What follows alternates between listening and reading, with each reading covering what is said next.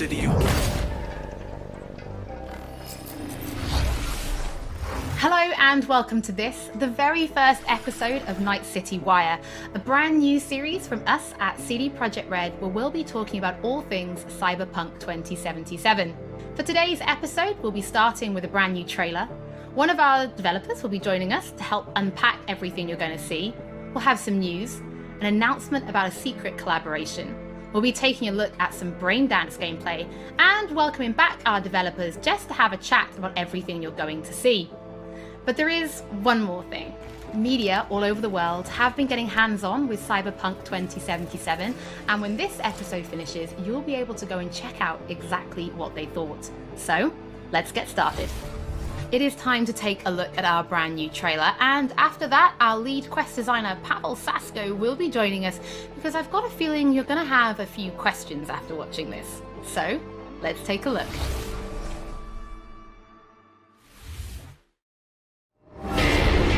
Love this town. The city of endless opportunity. Ready to get your cherry popped? Yeah, come on! City like any other, just bigger. Nah, mano, not just any other city. Legends are born here. The Major Leagues. We're only here because Dex is pulling the strings. Doubt that puts us in the same league as them. But we are. They just don't know it yet.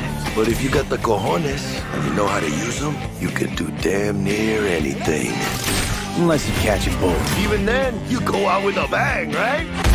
You know, you can make heaps more eddies as a motivational speaker. Yo, Mr. V, a pleasure. So what's the gig, Dex? You meant to come out in one piece? How about we go over the plan? There's this prototype tech, a biochip to be precise. Jobs to grab it. Guessing it belongs to a corp. Arasaka. We're robbing some heavy hitters. Thought you could blackmail me, fucker? High risk, high reward. First rule of the afterlife. Ka-ching, baby. Goes without saying, we do this on the hush. Ideally, no bodies, not a one. Sounds simple enough. Eat lead, assholes! Is it gonna be dangerous? Don't you worry, mi amor. We're bulletproof. Get your ass moving now! What the fuck just happened in there? Can't stop digging Night City. Fucking Major Leagues. Happy now, Jackie? Yep, I'm fucking high! Time to bail! Oh my god, we're so fucked.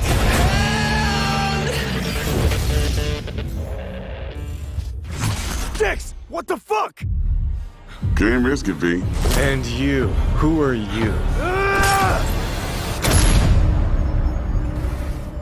Fuck.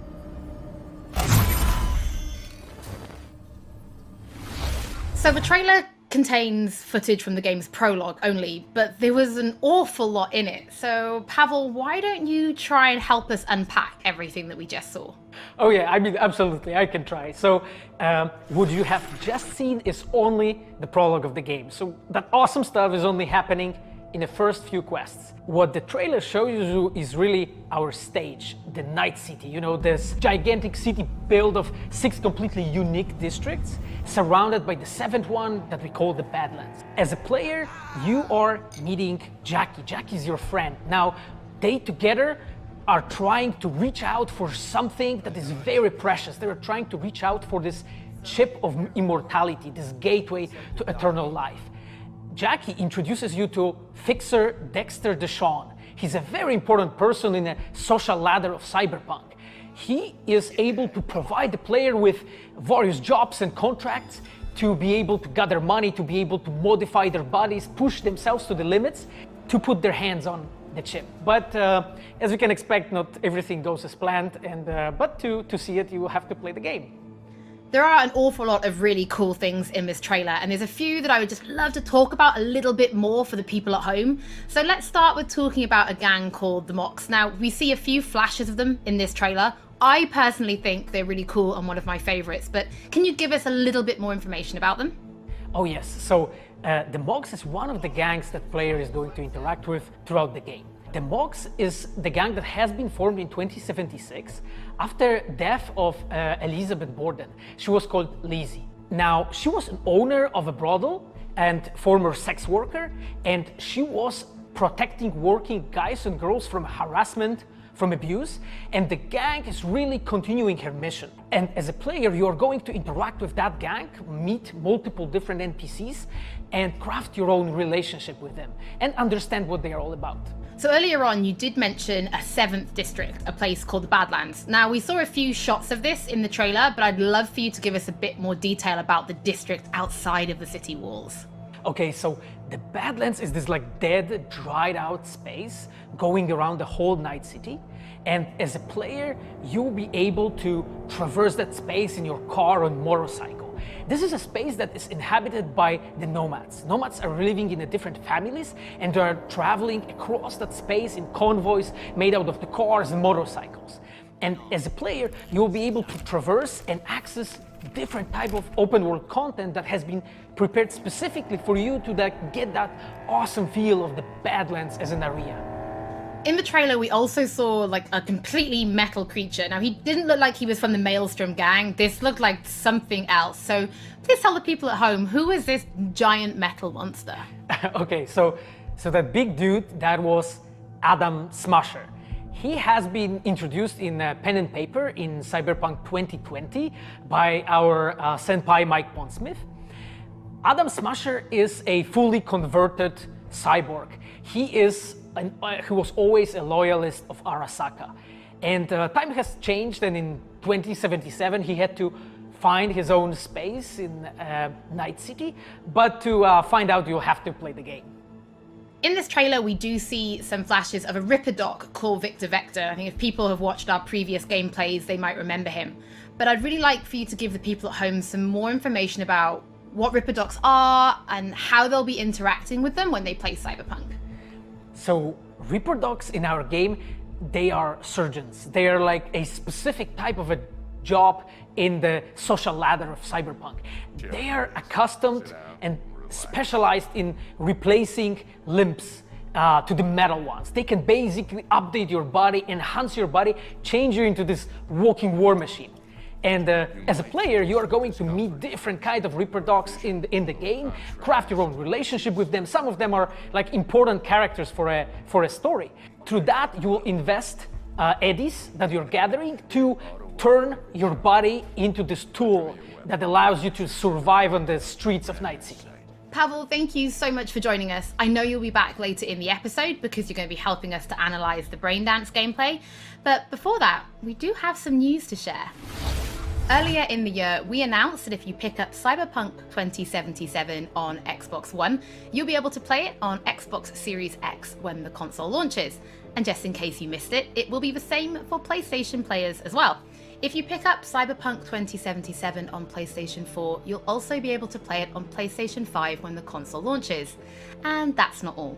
There will be a free upgrade for Xbox Series X and PlayStation 5, but we'll have more details on that soon. To Night City. Before we reveal our first look at the Braindance gameplay and welcome back our developers for a chat, there is just one more thing we want to announce. Something that we've been working on in secret for a while.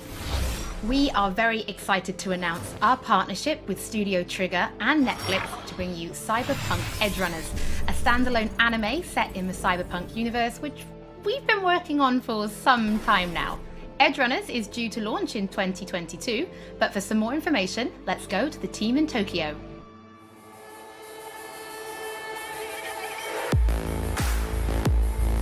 Hi, my name is Saya Elder. I am the Japan-based producer for Cyberpunk Edgerunners. What I do basically on this project is that I am a fixer, to put it in the words of the Cyberpunk universe. We are a game company. We are a bunch of nerds, and wherever there are nerds, there's going to be anime fans. So it was always a dream for us to make anime. When we began this project, we were certain that we didn't want to make a recreation of the game. Cyberpunk Edgerunners is a standalone story set in the same universe. The stage is still Night City, but everything else is totally new. New characters, new story. I do like to think that it's going to be a great gateway for newcomers to come and check Cyberpunk game and also the Cyberpunk genre as a whole. Right now we're in Nakano, which is one of the biggest anime meccas of the world. I'm going to take you to Studio Trigger right now because we have the wonderful opportunity to talk to the dream team that will be bringing you this anime. こんにちは。トリガーの代表取締役の大塚です。監督の今石です。キャラクターデザインを担当する吉成です。ゲームのサイバーパンクのファンの方、今回初めて触れる方両方に満足していただけるようにアニメを作るつもりです。よろしくお願いします。今回はそのサイバーパンクという僕らが10代の一ファンにしか過ぎなかった頃に生まれたジャンル、そういうジャンルのものをまた、時代が南進をして作れるというのが非常に楽しみです。トリガーも10年ということで、監督に今石、キャラクターデザインに吉成というトリガーの最強の布陣で、トリガー10周年にふさわしい作品にしていきたいと思います。お楽しみに。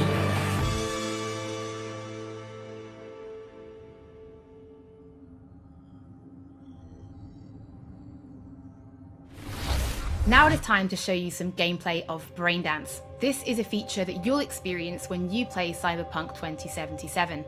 Braindance is essentially a recording of somebody else's experience. It allows you to relive their sense of sight, smell, touch, and even hearing, all thanks to a special device.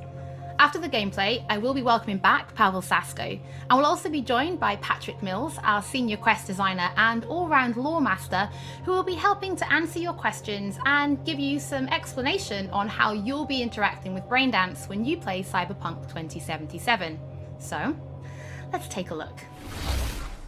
Plan simple. Do nothing odd. Don't get creative. You go in, snatch the cash, get out. And we sell the BD to those psycho freaks from the studio. Got it. And remember, everything on full blast. They'll spot us extra for a wicked adrenaline high. Okay, on you go.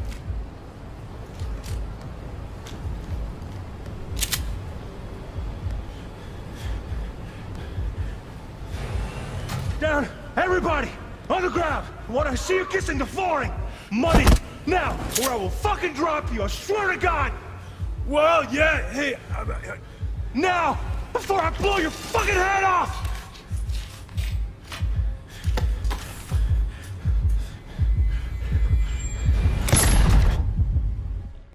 Ah! Slow, deep breaths. Your cortisol and adrenaline spiked, but the soft activated your hormone blockers. Nothing happened. You're alive and well. That was too much. Could feel the guy's pain, his stress, his hope. Hope wrapped up in something else. Mm-hmm. Probably took a booster just before. You'll be fine. Got everything set up? Let's switch over to editing mode.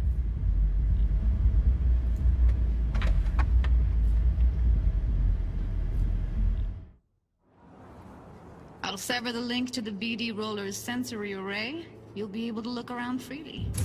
Whole scene's yours. Full cam control in analysis mode, so move around, zoom in and out, whatever else you come up with. Think of it as your own little sandbox. So, analysis mode, you control playback. Can even pause when you feel the need. Then you use the editor console to unpause. Try it. Plan simple. Do nothing odd. Don't get creative. You go in, snatch the cash, get out. And we sell the BD to those psycho freaks from the studio. Got it. Cream as hell, right? Well, that's not all. You can speed things up or rewind, whatever you like. Give it a try. Rewind, roll it back to the top. Can I? All good, neat. Now try fast forwarding a bit. Plan simple. Do nothing odd. Don't be creative. You go in, snatch the cash, get out. Okay. You can also reset the recording. That'll take you right back to the beginning. Try it. Now for some fun. This here's why you came in the first place. In analysis mode, you get to view and even scan details of the enviro recorded by the BD Roller. Focus on the heat, the gun this gonk gets from his buddy at the beginning. Now scan it. Plan simple. Do nothing odd. Don't get creative. You go in, snatch the cash, get out, and we sell the BD to those psycho freaks from the studio. And remember, everything will last. Those audience are really bad. Okay, right here. Excellent. Let's move on. Now heads up. In analysis mode, you can ferret out background noise and conversations if the roller got close enough. This tech records everything, every little detail, even the sights and sounds the roller was never aware of. To see the sources of the recorded sensory signals, switch to the audio layer in the editor. Go ahead and try that now. Okay, good. Now you should see several sound signatures in the store. Choose one and hone in on it. Pack of 6, case of Brosif, and a couple of zappers. Okay, we have a deal today on 2 flavors. Cuddy and Down. Surf and Everybody! So, any thoughts? Unbelievable. Seriously, like what's happening right next to me. Yeah, it's how BD recording implants work. They pick up everything, all the elements in the background. Then an editor tweaks them, makes them pop. Keep playing with the sound, explore it a bit. We'll move on when you get bored. What I see you kissing the flooring! Money! Net! Sometimes you can analyze extra layers in the raw, stuff the roller's cyberware picked up. Like what? Ev's got Kiroshi optics that grab infrared, meaning you should be able to grab heat signatures from her recording. Huh. Hella nice. Scanning works on peeps, too. Walk up to the wounded chick. Try scanning her. Alright, next thing. Scroll forward to the part where our artist gets a lead injection. Where I will fucking drop you, I swear to God! Well, now, fucking head off!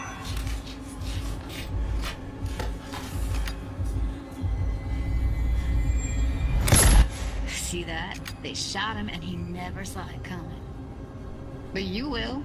Here it comes. My favorite part of the game. See the blinking thing over the entrance? Surveillance cam. Must have caught our shooter. You'll see in a sec. Cam feeds to the screen behind the clerk. Roll back to where the screen's in the kid's field of vision, then scan it.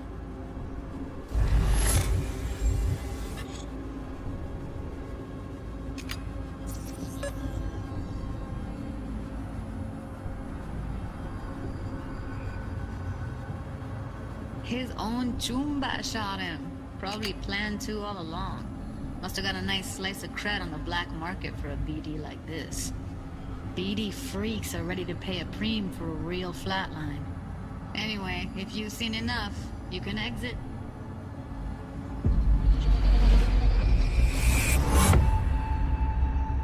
Yeah, it's impressive, right?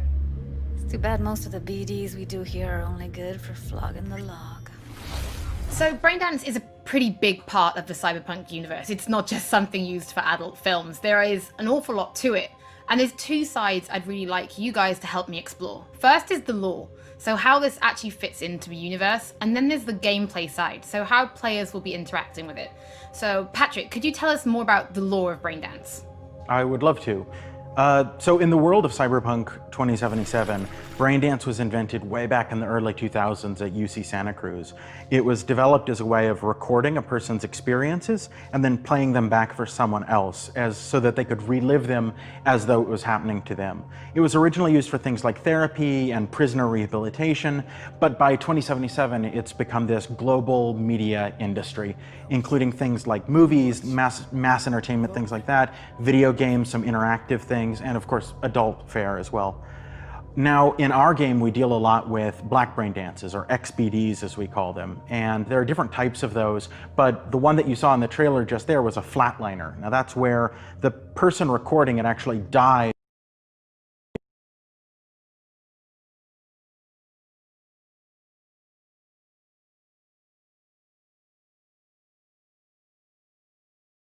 of a thrill, but a mercenary can also use them for various things, and you'll see that in the game, of course. And from the gameplay perspective, we have been working a lot throughout last years trying to figure out the best way how to use the Braindance in the game as a mechanics. So what we have settled on is this Braindance editor mode. As a player, you will be able to run the Braindance in the editor mode and see different clues that have been registered on the peripheral of given actor. Now, as a player, you can slide on the timeline of that recording, back and forth, trying to uncover different clues. And that clues are actually telling a story in the game. So, as a player, you will run different investigations that will lead you to different mysteries, and you will uncover them actually using that Braindance as a mechanics in the game. So, as Pavel was saying, we use Braindance as a storytelling tool. It's not a collectible. It's not something where you're going to go in and you're going to play it and you're going to be like, I've seen this before. What we use Braindance for is to give you a keyhole into the life of the residents of Night City. And we can explore things like childhood trauma, religion, various philosophical ideas in a way that you might not otherwise experience in a story about a mercenary on the tough streets. So we've tried to talk about some of the aspects that we think the community will find really exciting, but you know, while you're both here, I'd love to know, what is it about Cyberpunk that you guys are really excited for? Patrick, why don't you start? So one of the things that I'm most excited about in this game is the characters and the way they interact with the world. We've got this really interesting world that stretches all the way back to the Cyberpunk 2020 source material and all of these events and all of those things, but those don't mean anything unless they connect with characters. And so when we come up with a character, we start with their function. What is this person? What do they do in the story? But we don't stop there. We go back and we figure out, what was their childhood like? What was their upbringing like? What kind of obstacles did they face in this harsh reality, and did they overcome them? And how did they overcome them, or did they not overcome them, and why? And you can see all of those things in their environment, in their dialogues, in sort of how they operate in the world. And we come up with that for all of our characters. Now, you look at someone like Victor Vector, and you're going to see stories about his past in his environment and in his dialogue. You know, we come up with that stuff even if we don't use it in the game, because it helps inform us as to who these characters are. And for me, I would not be myself if I would not say that I'm the most excited about our quests. Like with our Witcher 3 team, with Patrick and like everybody that has stayed with us since the Witcher 3 time, we really have grown so much. We have learned so much, and we have used all that experience to put them into the quest that we have made. And you will not find really a filler in this game. Like everything has a meaning. Like we put so much effort into making sure that everything is rewarding, is interesting, is talking about characters, as Patrick said, is talking about worlds, is talking about emotions, like touching the player in a really, like a real way. And I just can't wait to find out what you think. Pavel, I know you mentioned story and quests and writing quests, and when I was last in the studio, I had a look and I saw a notebook on your desk, and I would love for you to show everybody this notebook. Okay, Holly, I mean, you asked for it. So this is my notebook. It says Salsa Quest Designer. The reason is because I dance salsa, and I'm a quest designer, so you know. So I started this notebook actually when we were really starting Cyberpunk. At the very beginning, I wrote like a first note, and it says pretty much something along the lines of that we were starting with a prototype. And then, you know, I kept on basically noting things that we've been working on for like next years. I remember once when our concept artists actually approached me, and they said that they want to take a look at my notebook. I was like, what for actually? And they took some pictures. And they told me, yeah, well, you know, because we are looking for a reference material for notes of a psychopathic killer. so yeah, well, you may find maybe some of my notes in the game. Pavel and Patrick, thank you so much for joining me. I'm pretty lucky because I have read some of the stories that you and the team have written for Braindance, and I'm pretty excited for people to discover them. But before we do finish today's episode, there is just one more thing we'd like to talk about. Earlier in this episode, I mentioned that media have been getting hands-on with the opening of Cyberpunk 2077, and they should be posting their impressions right about now. And if you missed anything from today's episode, don't worry, we'll be uploading everything to our channels very soon. And finally, on behalf of everybody at CD Projekt Red, we just want to say thank you so much for joining us for this, the very first episode of Night City Wire. But don't worry, we'll be back with episode 2 in just a few weeks. So, we shall see you soon.